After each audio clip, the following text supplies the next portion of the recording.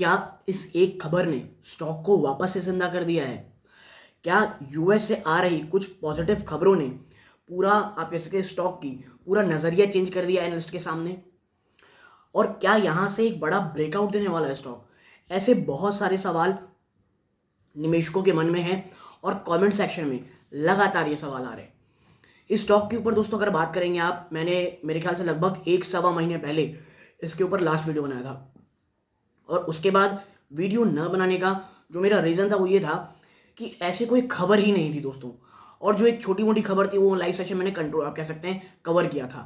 और इसीलिए मैं कहता हूँ कि सैटरडे की रात 9 बजे हम हर दिन आप कह सकते हैं वीकली मैं लाइव आता हूँ। वहाँ पे बहुत सारे ऐसे स्टॉक स्पेसिफिक होते हैं क्वेश्चन जो कवर हो जाते हैं। इसमें बहुत उसको आप कह सकते हैं जब भी मैं वीडियो फोकस वीडियो बनाता हूँ स्टॉक स्पेसिफिक उसे कवर नहीं करता हूँ। तो आखिर वो खबर क्या है? क्या वाकई में टर्न अराउंड हो चुका है या सिर्फ एक निवेशकों को फंसाने का तरीका है और वापस से एक बड़ी गिरावट आएगी? ऐसे बहुत सारे सवालों के जवाब देंगे। तो देखिए, सबसे पहले बी रियलिस्टिक। प्रॉब्लम यह दोस्तों कि ऑरबिंदो फार्मा इतना ज़्यादा टूट चुका था 400 के आसपास। ये एक शानदार बाइंग अपॉर्चुनिटी दे रहा था।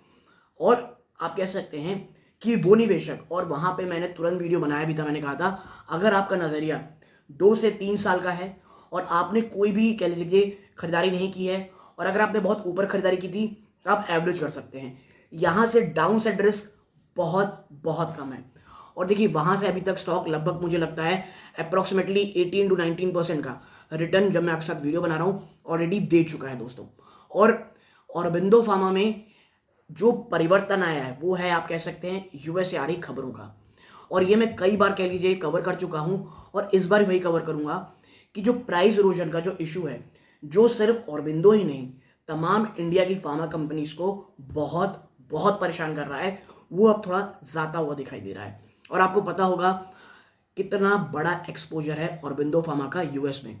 और पिछले कुछ समय से जो यूएस एफडीए की लगातार इश्यूज ऑरबिंदो को मिल रही थी, प्लस दिल्ली के जो केस में इसके कैलजेट कह सकते हैं आप ऑरबिंदो फार्मा की मैनेजमेंट की कुछ इन्वॉल्वमेंट, डायरेक्ट इन्वॉल्वमेंट नहीं इनडायरेक्ट आप कह सकते हैं कुछ खबरें आई, वो भी थोड़ी डेंट करते हुए दिखाई नहीं इस स्टॉक को।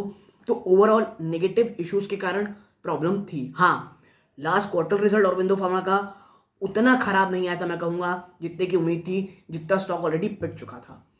तो ये जो तमाम वर्स्ट केस सिनारियो थे वो ऑलरेडी हो चुके थे। यूएस से खबर ये आती है कि भाई जो प्राइस इरोजन है जो हर साल अप्रॉक्सीमेटली 5 to 8% होता ही है दोस्तों, वो पिछले बार बढ़ करके 15 to 20% हो गया। जी हाँ दोस्तों, 15 to 20%। और यही कारण था ये इतनी ज़्यादा दबाव में थी।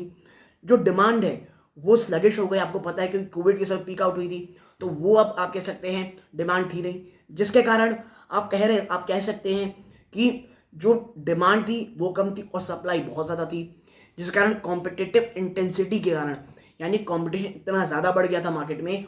और आपको पता है जब कंपटीशन बढ़ता है उसके बाद क्या होता है, मार्जिन में डेंट होता है, यानी डिमांड में कमी प्लस मार्जिन में कमी, स्टॉक में गिरावट होनी थी जो हमको देखने को मिली। और अब ये है दोस्तों कि अब चीज़ें थोड़ी सामान्य होती दिखाई देंगी। और इसके साथ साथ जो मैं पिछले काफ़ी समय से बोल रहा हूँ वो है sectoral turn around.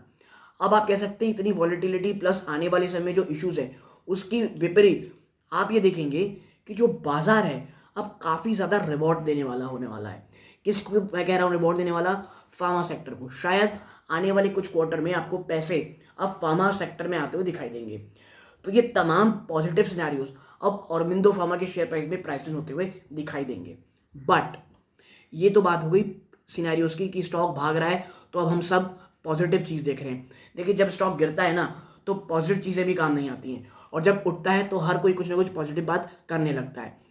But at the end of the day मैं आपको बता दूं, स्टॉक जब तक 510, 520 और इवन 530 के ऊपर नहीं चले जाता दोस्तों, तब तक कोई बहुत बड़ी मजबूती या आप कह सकते हैं एटलीस्ट स्टेबिलिटी देखने को नहीं मिलेगी। वरना 400 के आसपास अक्सर ही आता है, वहां से बाउंस करता है, 480, 490 के बाद से वापस गिर के 400 के आसपास आ जाता है। तो ये सिनेरियो आगे भी जारी रहेंगे। लेकिन हाँ, इस बार चीज़ें थोड़ी अलग दिख रही हैं। इस बार पॉजिटिविटी ज़्यादा है। मुझे ऐसा लगता है कि लॉन्ग टर्म के इन्वेस्टर्स हैं उनको आप कह सकते हैं अगर वो 400 के आसपास लिए हुए हैं प्लीज़ सेल करने की गलती मत कीजिएगा, ठीक है। और बिंदु फार्मा में तमाम जो कह लीजिए प्रॉब्लम्स हैं वो प्राइस में हो चुकी है। और मुझे ऐसा लगता है जो सबसे बड़ा ट्रिगर ये रहेगा, अगर क्वार्टर 4 के नंबर्स जो कि अगले महीने शुरू होने वाले हैं, जिसको आप कह सकते हैं अगले महीने शुरू होने वाले हैं, उसमें अगर कुछ पॉजिटिविटी आती है और सबसे बड़ी चीज़ मार्जिन में अगर हमको इंप्रूवमेंट देखने को मिलती है, आप देखेंगे स्टॉक एक नई तेजी, एक री रेटिंग की ओर दिखाई देगा। सेल्स के साथ साथ मार्जिन में हमें थोड़ी इंप्रूवमेंट देखनी अगर मिल गई तो दोस्तों, और उसमें आप कह सकते हैं सोने पे सुहागा हाल होगा। जो मैं हमेशा कहता हूँ, मैनेजमेंट की कमेंट्री क्या कहती है, अगर मैनेजमेंट ने कहा कि भाई हमको जो रिवाइवल है, जो हमें डिमांड रिवाइवल है, मार्जिन रिवाइवल है, जो किस कारण कमज़ोर हो गई थी, चाहे वो ट्रांसपोर्टेशन कॉस्ट हो, इलेक्ट्रिसिटी कॉस्ट हो। जी हाँ दोस्तों, इलेक्ट्रिसिटी कॉस्ट एक बहुत बड़ा प्रॉब्लम होता है इनपुट कॉस्ट में। इलेक्ट्रिसिटी कॉस्ट हो, ये तमाम जो है वो पीक आउट हो चुके हैं इश्यूज। तो आप देखेंगे कि एक बड़ी तेज़ी, एक नेक्स्ट रैली आपको ऑरबिंदो फार्मा में देखने को मिलेगी दोस्तों। तो ये छोटी सी एनालिसिस थी, क्योंकि बहुत ज़्यादा क्वेरीज थी।